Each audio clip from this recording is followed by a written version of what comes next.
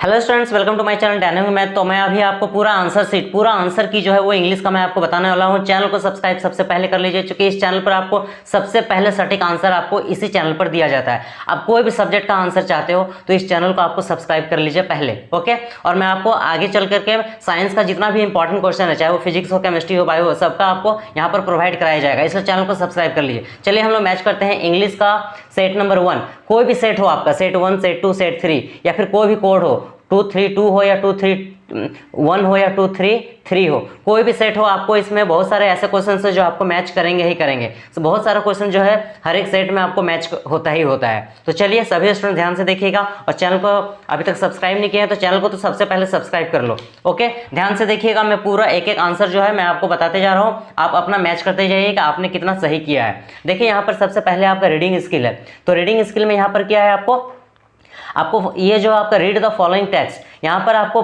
Paragraph दिया गया है। टोटल जो है आपका यहाँ पर 8 पैराग्राफ दिया गया है। पैराग्राफ 1 2 3 आपका 4 5 6 7 और 8। मैंने सारे पैराग्राफ को पढ़ लिया है, इसलिए मैं वीडियो जो है तो काफ़ी लेट से थोड़ा अपलोड कर रहा हूँ, क्योंकि मैंने सारे पैराग्राफ को अच्छे से अभी रीड कर लिया है। अब मैं आपको आंसर बता रहा हूँ। चलिए क्वेश्चन नंबर 1 का आंसर हम लोग मिलाते हैं, और आप भी अपना आंसर को टिक कर लो कि आपने सही किया है या नहीं किया है। देखिए क्वेश्चन नंबर 1 में है यहाँ पर, which of the following statement best describes the difference between renewable energy sources and alternate energy sources. तो इसका जो सही आंसर है वो हो जाएगा, renewable energy sources are inexhaustible whereas alternate energy source would be exhaustible, यानी कि ऑप्शन नंबर बी जो है इसका सही आंसर होगा। आप मुझे कमेंट करके बताइए कि आपने सही टिक किया है या नहीं किया है। इसका आंसर जो है वो ऑप्शन नंबर बी होगा। फर्स्ट का आंसर क्या होगा, ऑप्शन नंबर बी होगा। सेकंड नंबर को हम लोग देखते हैं, what is the tone of the writer in the given lines from paragraph 4, rationalize your response in about 40 words. इसका आंसर आपको 40 वर्ड्स में करना है। तो जो आपको डिस्क्राइब करना है ना 2 मार्क्स का या 3 मार्क्स का, वो मैं आपको नहीं बताऊंगा, आपको केवल मल्टीपल बताऊंगा जो कि 1 मार्क्स का है, ओके। तो आपने आई होप कि आपने ये 40 वर्ड्स में डिस्क्राइब कर लिया होगा। चलिए थर्ड नंबर को हम लोग देखते हैं, कंप्लीट द सेंटेंस अप्रोप्रिएटली, यानी कि इस सेंटेंस को आपको क्या करना है, पूरा कंप्लीट करना है।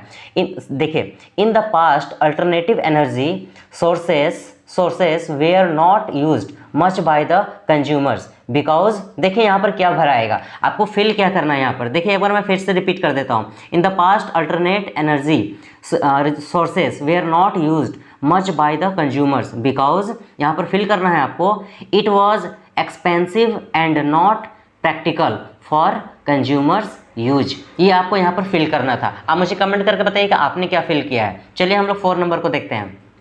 तो यहाँ 4 नंबर में है, the passage includes some words that are opposites of each other from the sets A to E below, identify 2 sets of antonyms. मतलब कि यहाँ पर आपको क्या करना है, include some words, okay, opposite that are opposites. तो देखिए यहाँ पर पहला में है आपका, इसका जो आंसर होगा ना वो बी और ई ऑप्शन होगा। क्या होगा, बी और ई ऑप्शन होगा। जनरेट और प्रोड्यूस जो है वो दोनों एक ही सेम वर्ड है। सब्टेबल और वर्सेटाइल भी सेम वर्ड है, पावर और एनर्जी भी जो है वो सेम वर्ड है, ओके। तो इसका आंसर जो है ना बी और ई जो है इसका सही आंसर होगा। चलिए हम लोग 5 नंबर को देखते हैं, who is the leader of renewable energy pack and why. तो इसका हो जाएगा आंसर विंड एनर्जी। इसका आंसर क्या होगा, विंड एनर्जी जो है इसका सही आंसर होगा। उसके बाद हम लोग देखते हैं 6 number, based on the reading of the passage examine in about 40 words the difference between geothermal electricity and hydro electricity. तो ये क्या करना था, आपको 40 वर्ड्स में आपको डिस्क्राइब करना था। तो ये डिस्क्राइब वाला मैं आपको नहीं बताऊंगा, मैंने आपको पहले बोल दिया है, आपको ये डिस्क्राइब करना था। तो आई होप कि आपने इसको डिस्क्राइब कर लिया होगा। चलिए नेक्स्ट क्वेश्चन को हम लोग देखते हैं यहाँ पर। तो नेक्स्ट क्वेश्चन यहाँ पर क्या है, what is the message conveyed by the passage, okay. तो देखिए यहाँ पर जो आंसर है ना, देखिए यहाँ पर ऑप्शन नंबर सी और डी में क्या बोला जा रहा है, मैं आपको बताता हूँ कि इसका सही आंसर क्या होगा। सी ऑप्शन में है, there are plenty of renewable energy sources that can be used to replace traditional energy sources, okay. यहाँ पर इसका आंसर सी हो सकता है। मैं इसको 50-50 मान के चलता हूँ कि इसका आंसर सी हो सकता है। और डी में क्या बोल रहा है, alternative energy sources are the emerging energy trends and are still evolving, यानी कि इसका आंसर डी भी हो सकता है। तो अकॉर्डिंग टू मी जो है ना इसका आंसर डी होगा। अगर मैं एग्जाम देता तो इसका आंसर जो है वो डी ही टिक करता, और हो सकता है कि सी भी आंसर हो।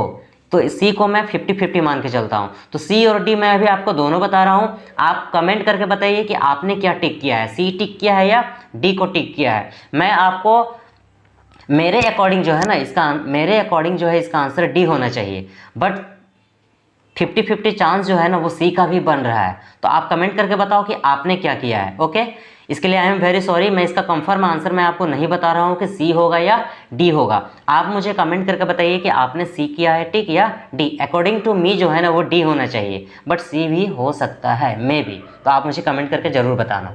चलिए 8 नंबर को देखते हैं। State whether the following statement is true और false with reference to the text extract. चलिए देखते हैं।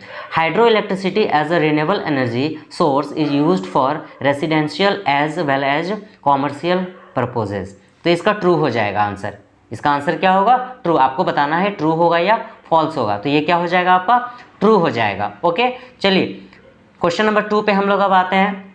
Read the following text and excerpt from a case study title scouts and guides around the world. ये पूरा एक passage दिया गया है, यहाँ पर कितने पैराग्राफ में दिया गया है? 1 2 3 सारे पैराग्राफ को मैंने अभी काफ़ी अच्छे से पढ़ा है और पढ़ के मैं आपको पूरा आंसर जो है वो बता रहा हूँ। जिसमें मुझे कन्फ्यूज़न था, जो कि आपका क्वेश्चन नंबर यहाँ पर जो मैंने आपको बताया सी और डी, आप मुझे कमेंट करके जरूर बताना आपने सी किया है या टिक किया है। आप मुझे कमेंट करके ये भी बताओ कि ऐसा क्यों हो रहा है, सी होगा या डी होगा। कमेंट करके जरूर बताना आप मुझे। चलो, इसमें टोटल जो है ना आपका 5 पैराग्राफ दिया गया है। ओके, तो चलिए हम लोग डायरेक्ट आंसर को देखते हैं। पैसेज मैंने पढ़ लिया है।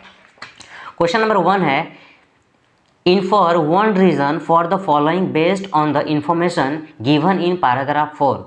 पैराग्राफ 4 के अकॉर्डिंग आपको आंसर बताना है। यहाँ पर देखिए क्या है, colourful badge was sewn on the uniform and bags of the scouts. तो देखिए इसका आंसर यहाँ पर क्या होगा ऑप्शन नंबर क्वेश्चन नंबर 1 में। तो क्वेश्चन नंबर 1 में क्या करना था ना आपको, यहाँ पर अकॉर्डिंग टू पैराग्राफ 4 जो है, अकॉर्डिंग टू पैराग्राफ 4 यहाँ पर देखिए अकॉर्डिंग टू पैराग्राफ 4 इसका जो सही आंसर होगा ना वो होगा आपका to mark the occasion a colourful badge. क्या होगा इसका answer? To mark the occasion a colourful badge जो है इसका सही आंसर होगा। ओके, फर्स्ट वाले का। सेकंड नंबर को हम लोग देखते हैं। फ्रॉम पैराग्राफ 1 आपको आंसर कहाँ से देना है? पैराग्राफ 1 से देना है। We can infer that scout movement was set up dash. Okay, तो सेकंड नंबर इसका आंसर जो है वो पैराग्राफ 1 से देना है आपको, पैराग्राफ 1 से। तो देखिए इसका आंसर जो होगा ना वो होगा which was set up to help young people achieve their full potential as they grow up. ये इसका सही आंसर होगा पैराग्राफ 1 में, which was set up to help young people achieve their full potential as they grow up. इसका सही answer होगा second number का। Okay, उसके बाद हम लोग नेक्स्ट को देखते हैं, थर्ड नंबर को। थर्ड नंबर में यहाँ complete the following analogy correctly with a words phrase from paragraph 4। आपको क्या करना है? पैराग्राफ 4 के अकॉर्डिंग आपको आंसर देना है। जैसे यहाँ पर क्या दिया गया है? 10 ईयर्स डिकेड। 10 ईयर्स में कितना डिकेड होता है? 1 डिकेड होता है। 100 ईयर्स में कितना होता है? 1 सेंचुरी होता है। आंसर यहाँ पर क्या होगा? 1 सेंचुरी। बट आपको क्या करना है ना, अकॉर्डिंग टू पैराग्राफ 4 आंसर देना है। यानी कि अकॉर्डिंग टू पैराग्राफ 4, यानी कि पैराग्राफ 4 में देखिए 10 ईयर्स का डिकेड होता है और 100 ईयर्स का सेंचुरी होता है। आप सभी बच्चे जानते होंगे 100 ईयर्स का क्या होता है? सेंचुरी। तो आप यहाँ ज़्यादातर 90% बच्चों ने क्या भरा होगा? सेंचुरी भरा होगा। ओके, सेंचुरी ही फिल किया होगा आपने। आप मुझे कमेंट करके बताइए कि आपने क्या फिल किया है। बट अकॉर्डिंग टू मी जो है ना यहाँ सेंचुरी नहीं होगा।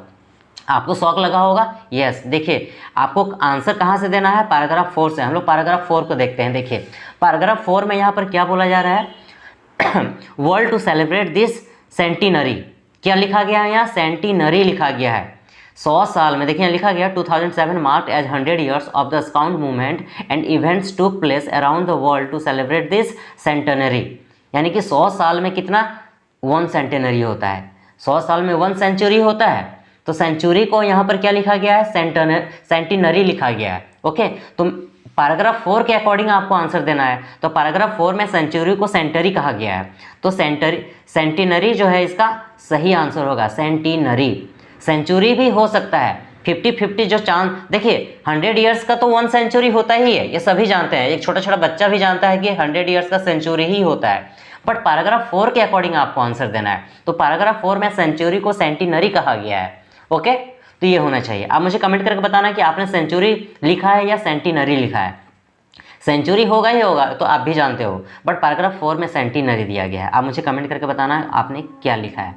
उसके बाद 4 नंबर को हम लोग देखते हैं। After reading the passage bring a contrast between the books aids to scouting and scouting for boys.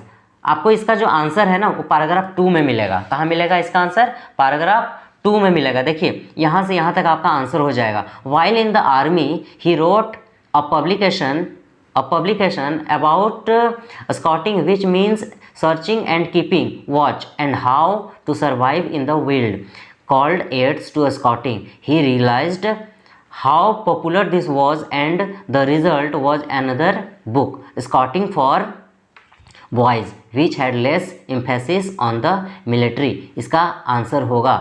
Okay, तो आपको समझ में आ गया। यहाँ से लेकर के यहाँ तक जो है ना आपका इसका आंसर हो जाएगा। उसके बाद नेक्स्ट क्वेश्चन को हम लोग देखते हैं, आपका क्वेश्चन नंबर 5 को। क्वेश्चन नंबर 5 को देखिए, यहाँ पर क्वेश्चन नंबर 5 में क्या बोला जा रहा है। What does the writer mean by the following phrase, one world one promise. तो इसका आंसर आपको कहाँ मिलेगा? पैराग्राफ नंबर 4 में मिलेगा। तो देखिए हम लोग पैराग्राफ नंबर 4 को देखते हैं। तो पैराग्राफ 4 में जो है ना इसका जो सही आंसर है वो पैराग्राफ 4 में यहाँ पर देखिए दिया गया है, वन वर्ल्ड वन प्रॉमिस। तो इसका आंसर जो है आपको यहाँ तक हो जाएगा। ओके, तो इसका आंसर आपका यहाँ पर है। उसके बाद नेक्स्ट क्वेश्चन को हम लोग देखते हैं।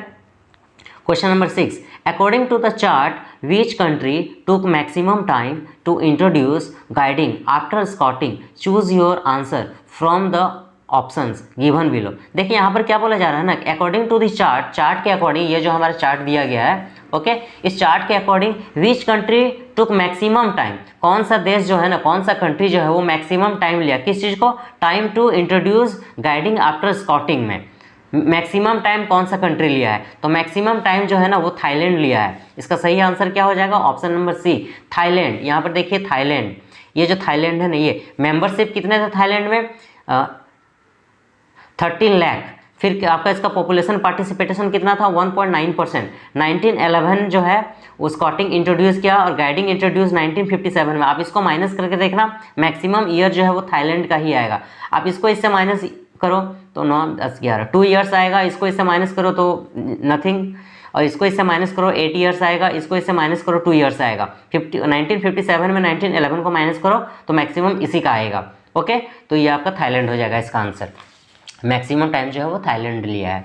उसके बाद 7 नंबर को हम लोग देखते हैं। List 2 reasons why a flame was lit a Baden Powell grave in 2007। तो देखिए ए और बी 2 ऑप्शन आपको यहाँ पर दिया गया है। तो ए में क्या होगा? ए का जो आंसर है ना वो आपको पैराग्राफ नंबर 5 में मिलेगा। पैराग्राफ नंबर 5 में क्या ए नंबर में आपको क्या भरना है? 150 एनिवर्सरी ऑफ बैडन पॉवेल्स बर्थ, ये आपका ए नंबर में फिल करना है। याद रखिएगा, ए नंबर में 150th anniversary of Baden Powell birth fill करना है। और ऑप्शन बी में आप क्या फिल करना है? इसका आंसर मिलेगा पैराग्राफ नंबर 4 में। ये देखिए पैराग्राफ 4 में आंसर मिलेगा आपको बी का, 7 का B number. 2007 marked 100 years of the scout movement, इसमें होगा बी में इसका आंसर हो जाएगा। मैं एक बार फिर से बता दूं कि ए में पैराग्राफ नंबर 5 में आंसर मिलेगा ये यहाँ से लेकर के यहाँ तक, और बी का जो ये आंसर है वो आपको पैराग्राफ 4 में यहाँ से लेकर के यहाँ तक ये इसका आंसर है। ओके, चलिए नेक्स्ट क्वेश्चन को हम लोग देखते हैं। यहाँ नेक्स्ट क्वेश्चन में है यहाँ fill in the blank by selecting the correct option. आपको करेक्ट ऑप्शन जो है यहाँ पर आपको चूज करना है। The establishment of scout movement from 1907 to 2006 so dash results. तो इसमें इनकरेजिंग हो जाएगा। ऑप्शन नंबर बी जो है इसका सही आंसर होगा। तो ये था आपका पूरा का पूरा जो है आपका इंग्लिश का जो रीडिंग सेक्शन है इसका, यानी सेक्शन ए का आंसर। उसके बाद सेक्शन बी का जो है ना आपका जो ग्रामर सेक्शन है, इसके बाद मैं आपको वीडियो अपलोड करूंगा, इसलिए चैनल को अभी तुरंत सब्सक्राइब कर लो। जितने बच्चे हैं सभी बच्चे इस चैनल को सब्सक्राइब कर लो अगर आप ग्रामर का आंसर चाहते हो तो। अगर आपको और भी सेट का अगर आंसर चाहिए तो आप मुझे मेरे मेल पर या मेरे इंस्टाग्राम पर आप जो है जो आपका क्वेश्चन पेपर है उसका PDF फाइल बना करके आप मुझे भेज दो। उसका आंसर मैं वीडियो बना करके अपलोड कर दूंगा जितना जल्दी हो सकता है। इसके लिए आपको क्या करना, देखिए पिक करके आपको मेरे इंस्टा पे या फिर ईमेल आईडी पर नहीं भेजना है, आपको पीडीएफ फाइल बना के भेजना है। फिर नहीं तो आपका कमेंट आएगा सर आपका जो आंसर है मेरा आंसर जो है आपने नहीं किया। इसलिए आपको पीडीएफ फाइल बना के भेजना है जिसका भी सेट का आंसर आपको चाहिए। ओके, समझ में आ गया?